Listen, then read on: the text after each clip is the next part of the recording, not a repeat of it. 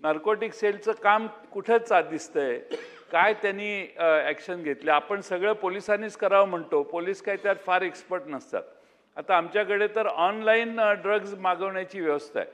मी तुकाराम मुंडेंच्याकडे ती माहिती दिली की हे ऑनलाईन ड्रग्ज मागवत आहेत, काहीतरी करा म्हणून.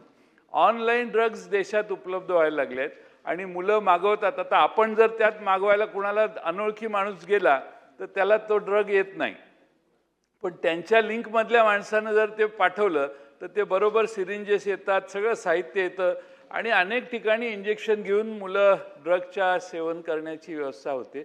म्हणून हा एक महाराष्ट्रातला गंभीर गुन्हा झालेला आहे आणि म्हणून माझी माननीय गृहमंत्री महोदयांना विनंती आहे की याच्यात स्ट्रिक्ट अशी ॲक्शन महाराष्ट्राच्या पोलीस दलाने घेतली, नार्कोटिक सेल जास्त ॲक्टिवेट केलं आणि ज्या पोर्टवर सतत ड्रग्ज सापडतात त्या पोर्टवर पाहिलं तर आपले पोलीस पाठवा, आपल्या राज्याच्या बाहेर पोर्ट आहे ते, पण आपले पोलीस पाठवा, पण तिथून येणारा माल आणि देशात वेगळ्या ठिकाणाहून माल येतो. आपण हायड्रोपोनिकचं उदाहरण दिलं.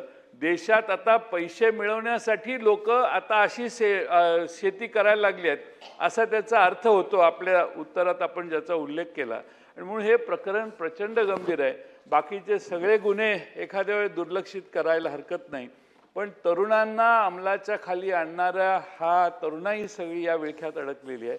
म्हणून माननीय मुख्यमंत्र्यांनी रोज सकाळी 20 मिनिटं किंवा 15 मिनिटं याचं असेसमेंट घेण्यासाठी ब्रीफिंग घ्यावं अशी माझी त्यांना विनंती आहे. अध्यक्ष महोदय, सन्मान्य जयंतरावांनी जे सांगितलं, निश्चितपणे आपण ही पॉलिसी अशीच ठेवलेली आहे आणि जेवढे पोलीस हे प्रत्यक्ष किंवा अप्रत्यक्ष या गुन्ह्यांमध्ये आत्तापर्यंत आढळले त्या सगळ्यांना बडतर्फच केला आहे. आपण त्यांना कोणालाही सस्पेंड केलं नाही, त्याला बडतर्फच केलं आहे. आपण जे सुचवलं त्याप्रमाणे आता आपण आपल्याकडे आधी जे नार्कोटिक्सच्या संदर्भात जे काही व्यवस्था होती ती छोटी होती. आपल्याला कल्पना आहे मागच्याच वर्षी आपण आपला ANTF जो आहे, अँटी नार्कोटिक्स जो फोर्स आहे, हा फोर्स विस्तारित केलेला आहे. आता प्रत्येक पोलीस स्टेशन, आधी प्रत्येक पोलीस स्टेशनला आपल्याकडे ANTF नव्हता, आता प्रत्येक पोलीस स्टेशनमध्ये ANTF आपण उभा करतो आहोत.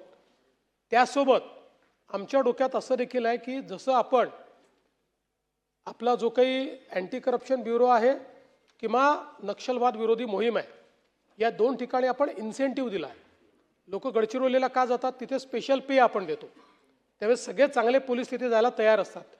किंवा अँटी करप्शनमध्ये 1 स्टेप अहेड त्यांना ठेवतो. म्हणजे जो ॲडिशनल SP असेल तो तिथे SP म्हणून त्या पोस्टवर जातो. तर तशा पद्धतीनं आम्ही आता निर्णय करतो, चांगले अधिकारी हे ANTF मध्ये गेले पाहिजेत. याकरता त्यांना स्पेशल पे किंवा 1 स्टेप अहेड अशा पद्धतीनं जो त्या ठिकाणी काम करेल त्याला आम्ही ते डेझिग्नेशन देणार आहोत.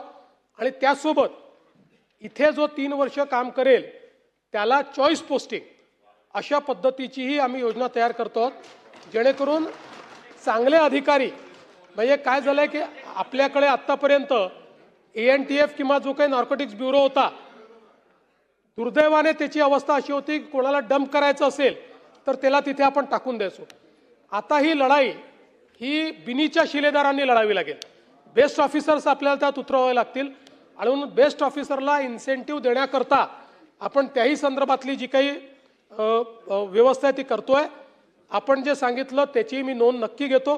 मी रोज ब्रीफिंग घेतोच, पण 20 मिनिटं स्पेशली मी नार्कोटिक्सच्या संदर्भातलं ब्रीफिंग रोज घेईन. 1 मिनिट. 16 मिनिटं झाली आहे त्या प्रश्नावर. शेवटचा प्रश्न नितीन राऊतजी बोला. शेवटचा प्रश्न. अध्यक्ष महोदय, माननीय मुख्यमंत्री